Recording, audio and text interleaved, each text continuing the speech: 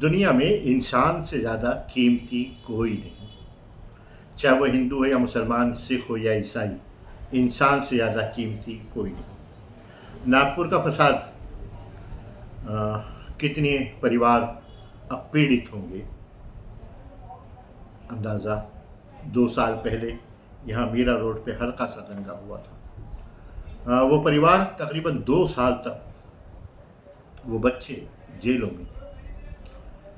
देखिए, हमें किसी भी चीज़ को नतीजे के एतबार से देखना चाहिए, आंकना चाहिए और चलना चाहिए। जज्बाती होना, गुस्सा क्यों हराम है, जज्बाती होना। अच्छा, एक चीज़ मेरी समझ में नहीं आती कि हिंदू महासभा के लोगों को सिर्फ नागपुर क्यों मिला, फडणवीस का इलाका क्यों मिला, देवेंद्र फडणवीस जी का इलाका क्यों मिला। वो भी एक सोचने का विषय है, जहाँ पर कई दहाइयों से कोई दंगा नहीं, कोई फसाद नहीं, लोग प्यार मोहब्बत अमन से रहते थे। लोग मिसाल देते थे, आरएसएस का गढ़ है तो क्या हुआ, वहाँ गडकरी जैसा लीडर है, फडणवीस जैसे लीडर हैं, कई बीजेपी के एमएलएज हैं, कांग्रेस का बिगड़ रहा वहाँ पे अपना दूसरी जो शेष असेंबली चलती है नागपुर में मुंबई के बाद। तो वो एक पुरअमन इलाका है जहाँ पर वो मिसालें दी जाती थी कि नागपुर का इलाका आरएसएस का गढ़ होने के बावजूद वहाँ पे कोई दंगा फसाद नहीं, आपस में कोई इंतसार नहीं, हिंदू मुस्लिम प्यार मोहब्बत से रहते। देखिए, बात की जाती है योगी की मिसाल दी जाती है कि योगी और फडणवीस, योगी वहाँ तनहा हुकूमत चला रहे, फडणवीस जी के साथ में यहाँ पे दो पार्टनर हैं। फडणवीस जी के साथ में दिल्ली और मुंबई की, जो पिछली बार जब सत्ता में रहने के बावजूद चीफ मिनिस्टर नहीं बने, अब चीफ मिनिस्टर बने, तो वो सारी चीज़ें हैं जहाँ पर ये दर्शाने की कोशिश की जाती है कि फडणवीस के माथे पर और नागपुर के माथे पर फसाद का जो रंग लगा, जो धब्बा लगा, उसको भी खोजने की ज़रूरत है कि ये फसाद क्यों हुआ। क्या मतलब वो घर का भेदी है या बाहर के लोग हैं, कोई ना कोई तो होगा, ज़रूर होगा। हिंदू महासभा के लोगों ने औरंगज़ेब के खिलाफ जो तहरीक चलाई, महाराष्ट्र बहुत बड़ा है, कहीं पे भी हो सकती थी, लेकिन वहाँ पर फिर वो चादर का मामला, वो सारी जो चीज़ें हुई, फिर वो उत्तेजित होना, भड़कना, हम कोर्ट के ज़रिए और वकीलों के ज़रिए कोई कार्रवाई कर सकते हैं, सड़क पर उतर कर उस चीज़ को प्रोटेस्ट करना। आज इन वो जो 50-55 बच्चे यहाँ से और वहाँ से कुछ लोग गिरफ्तार हुए, आप देखिए ना, सबसे ज़्यादा नुकसान किसका होगा। अच्छा, वो औरंगज़ेब के ताल्लुक से जो बातें होती हैं, हमारा कोई, वो संगीत रागी को मैं सुन रहा था जिसने ये कहा कि ये लोग छठा खलीफा मानते हैं, छठा खलीफा मानते हैं, कोई नहीं मानता था। देखिए, हमारे यहाँ तो अल्लाह का करम है कि मतलब आप सल्लल्लाहु अलैहि वसल्लम के बाद में जो आपस में मामलात रहे, वहाँ पर असहाब में और अहले बैत का जो मामला रहा, सारी चीज़ें चलती हैं, आज तक चलती। औरंगज़ेब हमारा कोई मजहबी रहनुमा नहीं है। अच्छा, एक चीज़ बताइए कि औरंगज़ेब के ज़माने में बहुत सी बातें होती हैं, वहाँ पे बताते हैं कि सिर्फ अगर मुसलमानों का वो बादशाह होता, राजा होता, तो उसकी फ़ौज में 31% लोग, वो रजवाड़े, राजपूत, वो सारे लोग।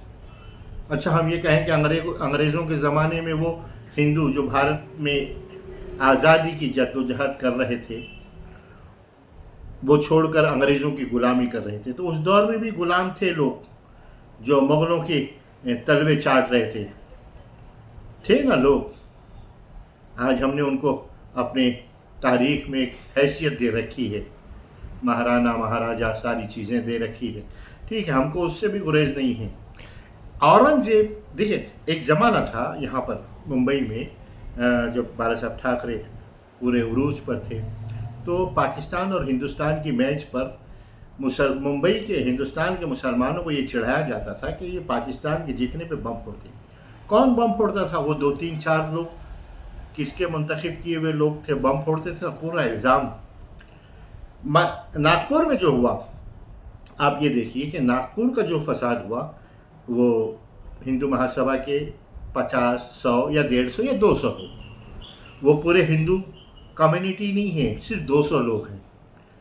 जवाब में वो एक इलाके के लोगों का उतरना, वो 200-500 लोग। तो वो हिंदू मुसलमान की जो लड़ाई का नाम देकर हम आगे बढ़ते हैं वो यकीनन सही नहीं है।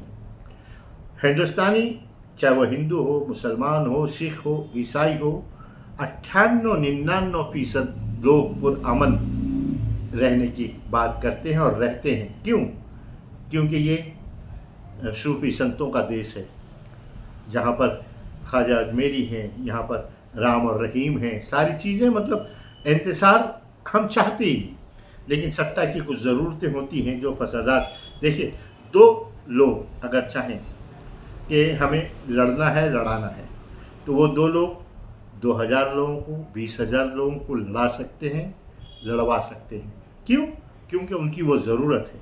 हमें इस बात पे गौर करना चाहिए कि ये लड़वाने वाले कौन हैं और लड़ने वाले कौन हैं। हमें आज इसमें देखिए 2-3 बातें। औरंगज़ेब का मसला, वो हमारे मजहबी लीडर रहनुमा नहीं है। आप कहते हैं कि आप सवालात अक्सर मैं डिबेट में देखता हूँ कि आप उनको कंडम करते हैं क्या? देखिए, आप जब हम पे इल्ज़ाम लगाते हैं, हमें चिढ़ाते हैं, चिढ़ा के कोई सवाल करते हैं, तो हर इंसान में एक अना होती है। वो हमारा कोई मजहबी रहनुमा लीडर नहीं है जिसने अपने भाइयों का कत्ल किया, अपने बाप को कैद में डाला, जिसने वो हीराबाई की कहानी, वो सारी कहानियाँ लोग तारीख में पढ़ते हैं। वो मजहबी लीडर नहीं था हमारा, मतलब मजहबी रहनुमा था। तो इस तरीके की जो बातें ज़बरदस्ती जो डालने की कोशिश की जा रही है चंद लोगों के ज़रिए, हिंदू, पाकिस्तान और अब ये औरंगज़ेब, हमारा औरंगज़ेब से कुछ लगता उगता नहीं है। ये बिल्कुल वाहियात बातें हैं।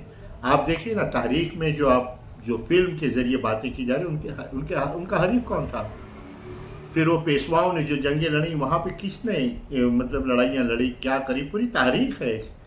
तो ये सारी बातें डालकर, ये तो अच्छा हुआ अंग्रेज़ों की लड़ाई में अंग्रेज़ों के ख़िलाफ़ पूरा हिंदुस्तान लड़ता रहा आज़ादी के लिए। सिर्फ मुसलमान नहीं लड़ा, सिर्फ हिंदू नहीं लड़ा, हाँ, लेकिन अंग्रेज़ों के साथ में कुछ हिंदुस्तानी भी थे। उसी तरीके से मुग़लों के साथ में कुछ हिंदुस्तानी थे।